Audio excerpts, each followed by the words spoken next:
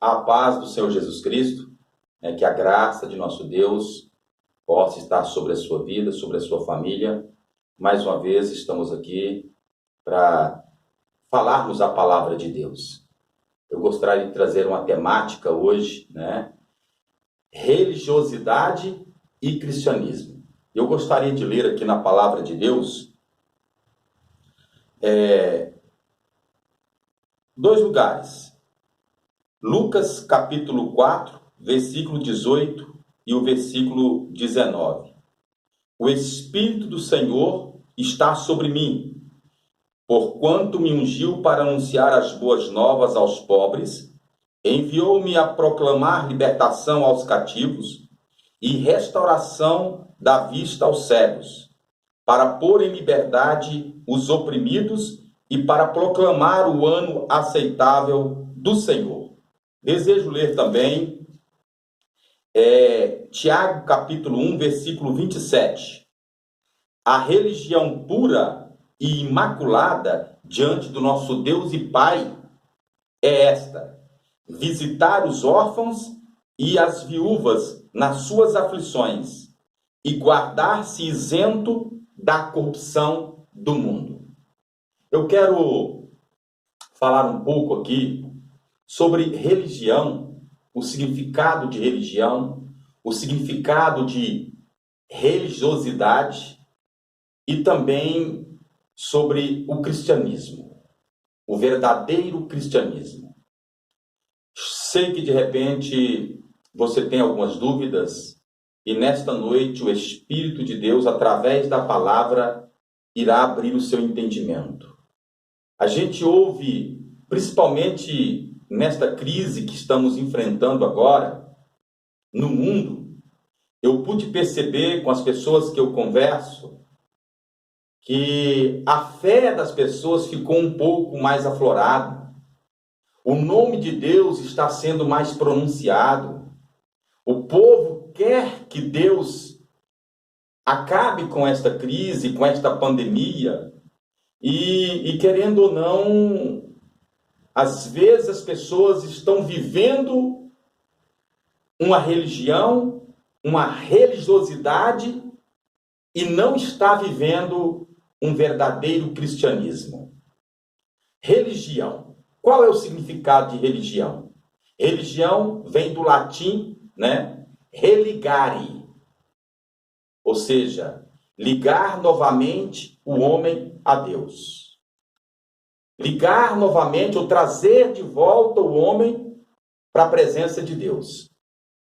A gente ouve muito falar de religiões verdadeiras, religiões falsas, e a gente tem alguns argumentos que as pessoas usam muito, que o ser humano precisa ter uma religião, que toda religião é boa. Alguém um dia me disse o seguinte: existem várias religiões, existem vários caminhos, e todos esses caminhos, todas essas religiões nos levam a Deus. Eu disse para ele assim: você está equivocado. Quem lhe deu essa informação te enganou. A Bíblia Sagrada nos diz que só existe um caminho, Jesus Cristo, que pode nos levar ao céu. Existe apenas este caminho que te conduz ao céu, que é Jesus Cristo. O outro caminho, que é espaçoso e largo, o caminho é para baixo. E a Bíblia diz que ele leva ao inferno. Então eu posso dizer que dois caminhos paralelos, que um sobe e o outro desce. Há uma divergência muito grande nesses dois caminhos. Mas para ir para o céu, só existe um caminho, e é Jesus Cristo. A Bíblia diz também que há só 1 Timóteo capítulo 2, versículo 5. Diz assim: porque há um só Deus e um só mediador entre Deus e os homens, Cristo Jesus, homem. Só existe um mediador, só existe um único que pode nos ligar novamente a Deus, nos levar a Deus, Jesus Cristo. Religiões, hoje o mundo está assim de religiões. Nós lemos aqui no Evangelho de Lucas, aonde Jesus mesmo pegou a palavra e leu ali diante das pessoas que estavam ali, e ali ele disse que o Espírito de Deus estava sobre ele. Isso foi profetizado muitos anos antes. E o papel de Jesus, na verdade, quando ele veio ao mundo, não foi para implantar uma religião.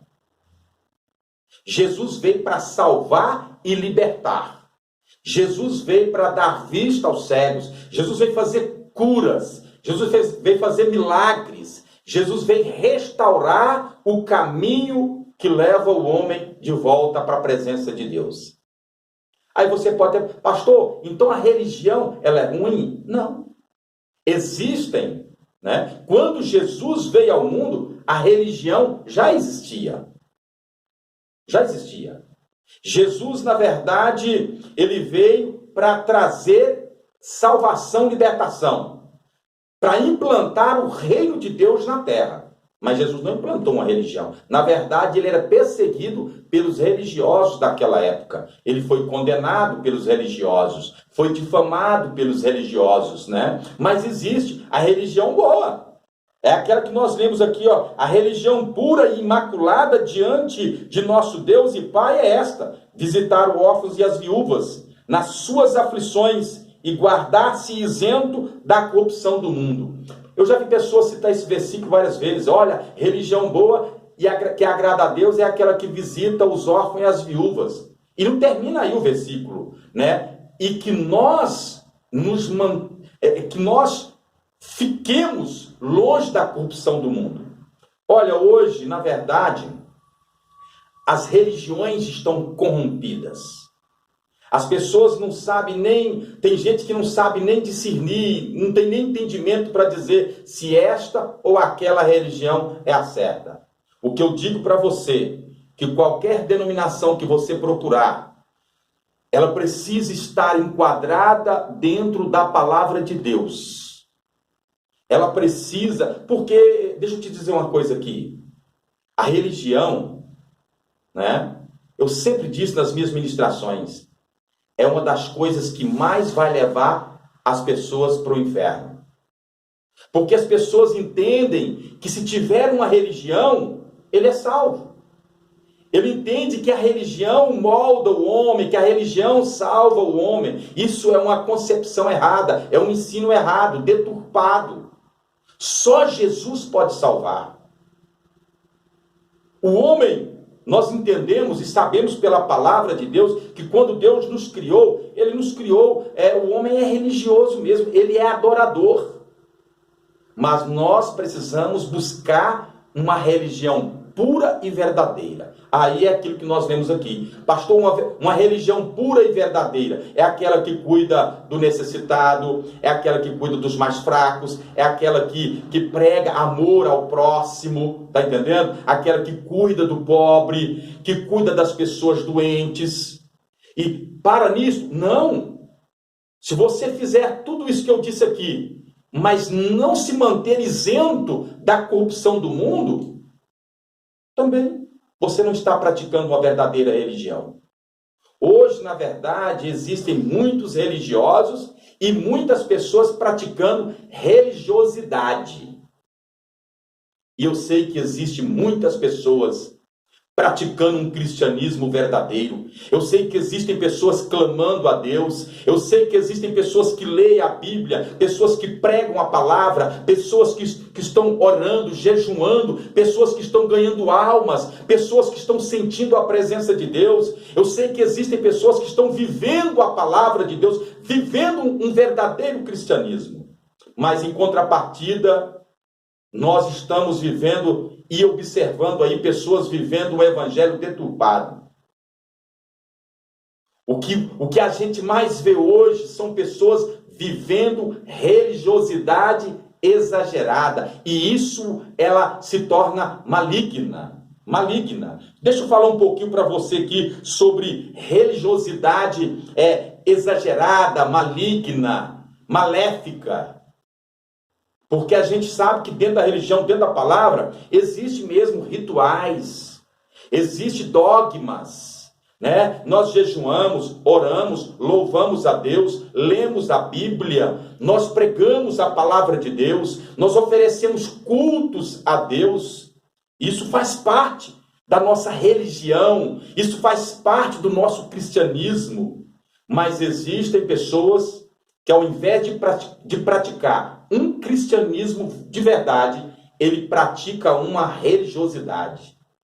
Olha bem, coloquei aqui algumas coisas sobre religiosidade que é maléfica. Às vezes a pessoa que não pratica um cristianismo, mas pratica uma religiosidade, ele despreza as pessoas. Despreza as pessoas.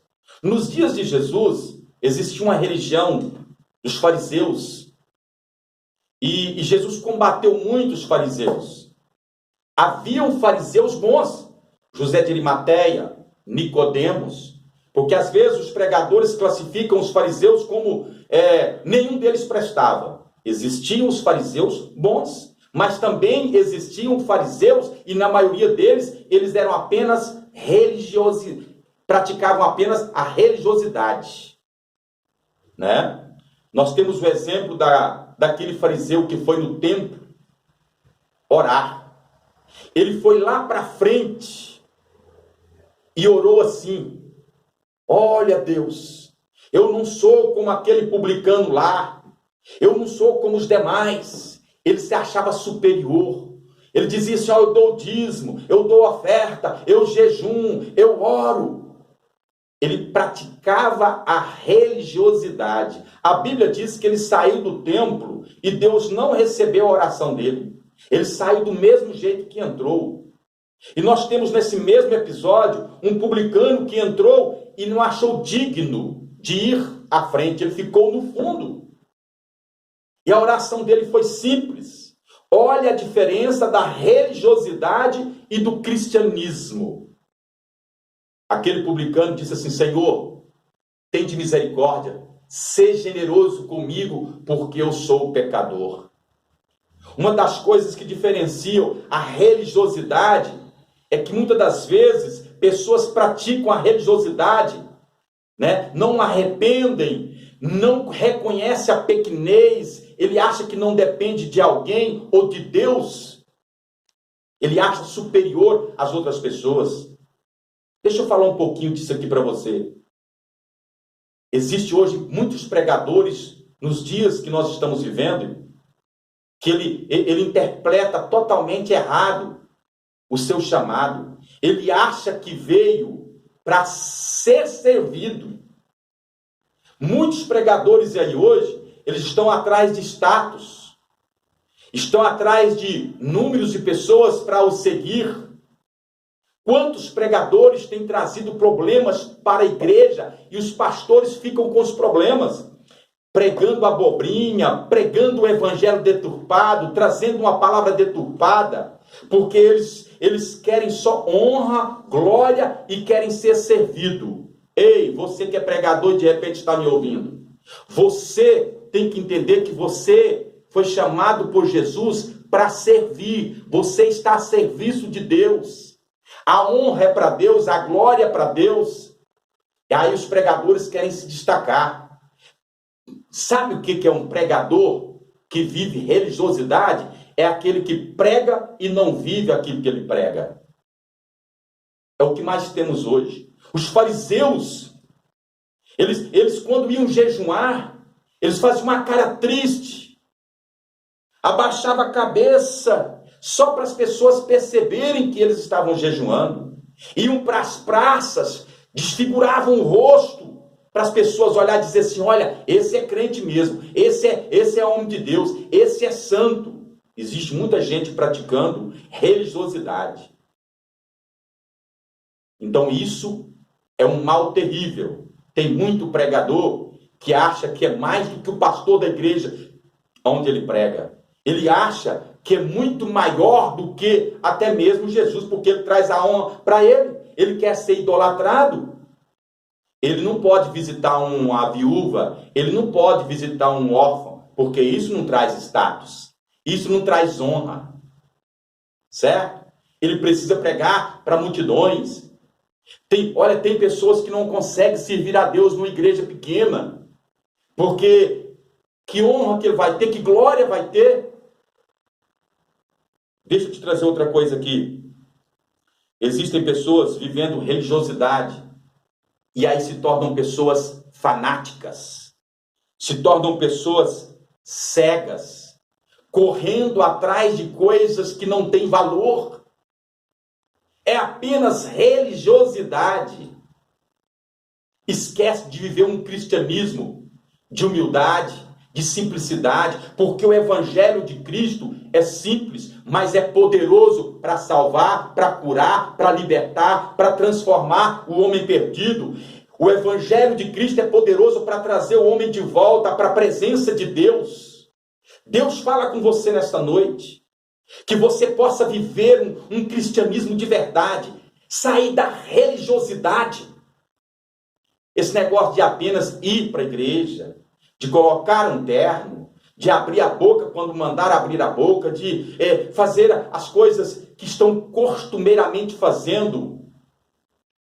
Você precisa viver mais Deus na sua vida, né? Existem os fanáticos. Existem também aqueles que vivem de aparência. Sabia disso? Muitas pessoas hoje, ao invés de viver um cristianismo verdadeiro, ele passa a viver uma vida de aparências. Ele quer aparentar ser santo, ele quer aparentar ser sábio, inteligente, ele quer aparentar ser um bom pastor, um bom pregador, um bom cristão, mas o testemunho dele diz totalmente o contrário. A vida dele é somente o exterior, o interior dele está destruído. Nós temos que levar esta palavra, meu irmão, para vivermos um cristianismo verdadeiro, viver Cristo de verdade. Nós somos transformados de dentro para fora. Olha, existem pessoas aí porque ele entende que vive numa igreja há 10, 15, 20, 30 anos e ele é um santo. Ele é salvo.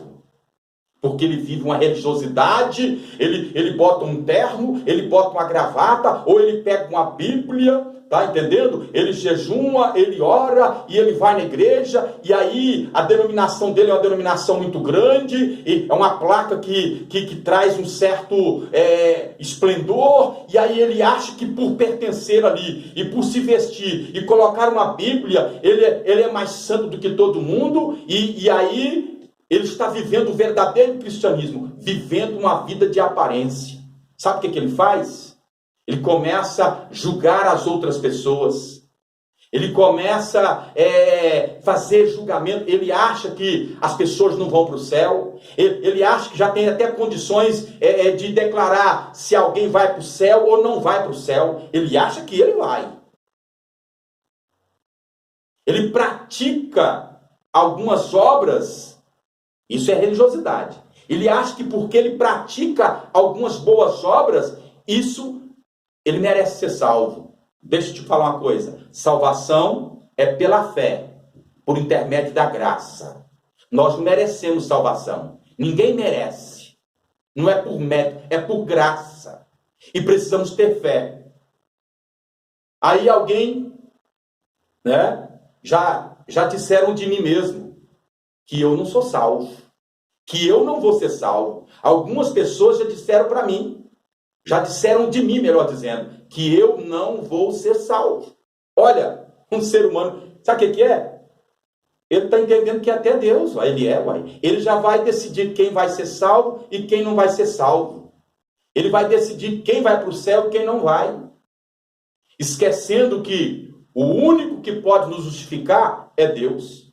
Às vezes ele olha para a vida de um irmão e aí, só porque há 10, 15 anos atrás, aquele irmão cometeu um erro, e aquele irmão não vai para o céu. O dia que ele falar daquele irmão, ele diz, aquele irmão não vai para o céu. Por que ele não vai? Há 20 anos atrás ele fez isso. Meu irmão, Jesus perdoa. Você não sabe se ele confessou o pecado, se ele consertou com Deus. E salvação, ela vem diretamente de Deus, não do homem. Nós temos que aprender. Outra coisa, o pregador, né?